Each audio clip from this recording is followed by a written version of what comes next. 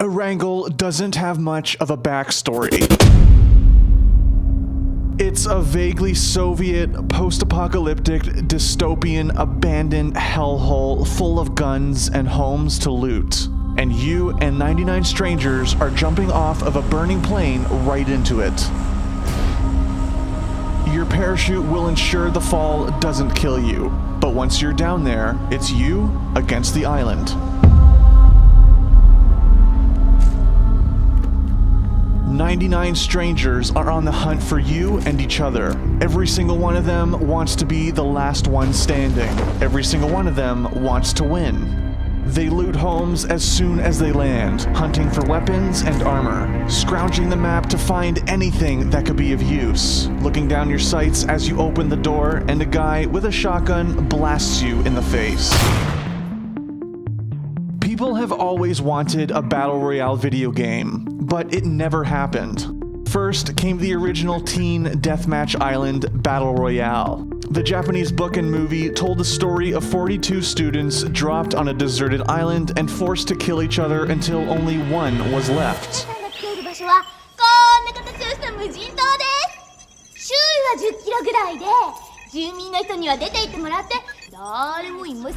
It got people asking what they would do if they were in that situation. But the movie was not released in the West for years, leaving it an obscure cult classic. Then, years later, Hunger Games came around, and it reignited the fire. People wanted Battle Royale games, but no one was making them. But one person wanted it more than anybody else. Brendan PlayerUnknown Green.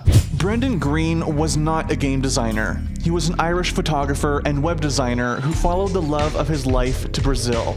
2 years later, he was divorced and looking to get his life back on track. He made it back home to Ireland, and while living on welfare, Green discovered the games Arma and DayZ. For those who don't know, Arma is a hyper-realistic military shooter known for the scale of its combat, its attention to detail, and graphic fidelity. Also known for being the foundation for an incredible number of mods, many of which were spun off of into their own games. DayZ is one of the best-known Arma mods, which use the hyper-realistic combat mechanics to simulate a zombie apocalypse. So yeah, I started off making a mod basically back in Arma 2 because I wanted to make a game I wanted to play. I saw games like the Survivor games, which were events for streamers, and I wanted to play that myself. So I decided to see if I could actually make one, and Arma 2 Battle Royale was born. The Battle Royale mod for Arma 2 was a departure from the tightly directed experiences offered by AAA games like Assassin's Creed. Green was not interested in those types of games. He wanted something looser, something grittier, something that gave you the freedom to show what you would do in a battle to the death. As DayZ broke free of Arma and became a standalone game, other developers took notice of how popular Green's mods were in the niche Arma community.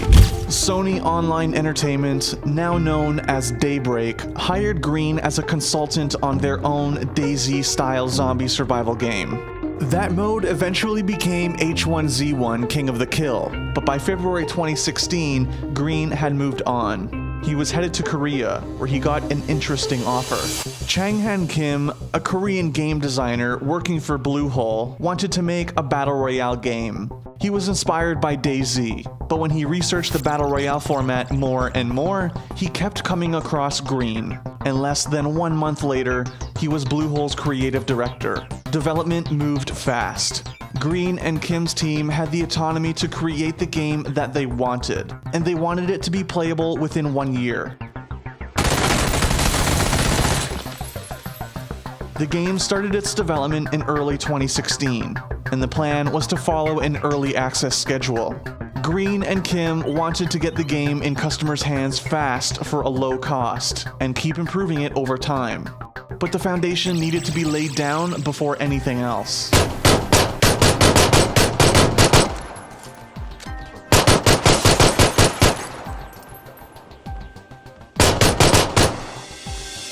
The team made a small game. 1 map, 1 mode, a handful of weapons were added after the launch, but from the day it was released on early access in March 2017 to today, Battlegrounds has been the same game. However, when it first came out, there wasn't quite anything like it. Sure, Green's mods were still out there, but mods are never quite as popular as standalone games. Battlegrounds was a breath of fresh air amidst the high-budget, lavishly produced shooters on the market. It was messy. It was tense.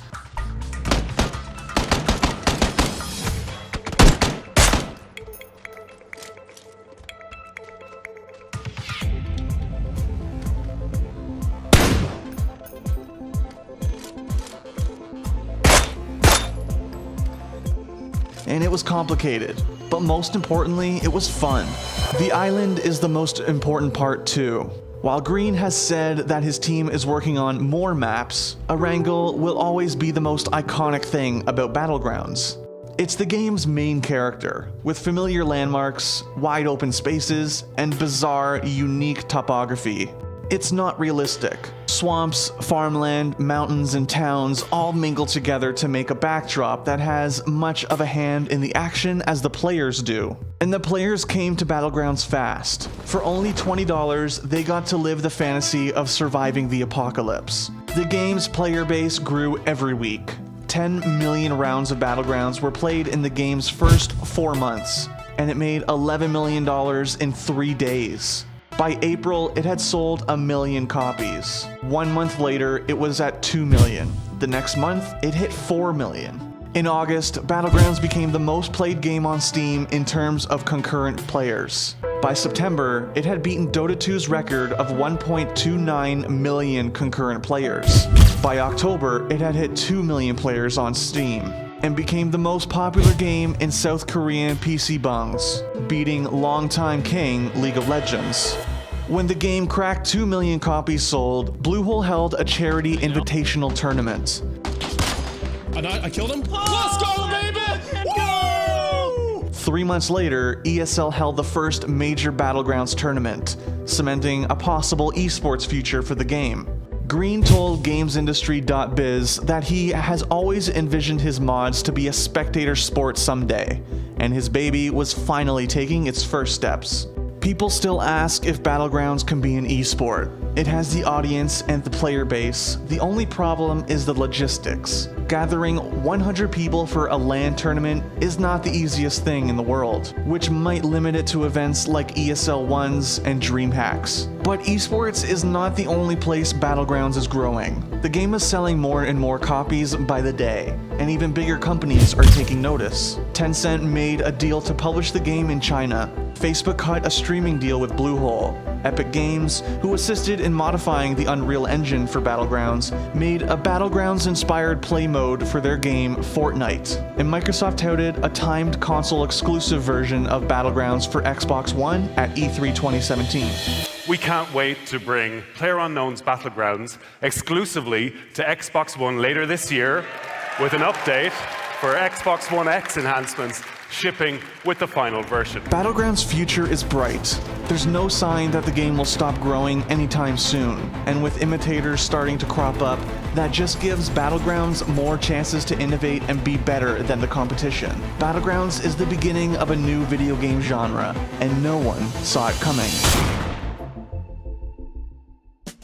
Thanks for watching.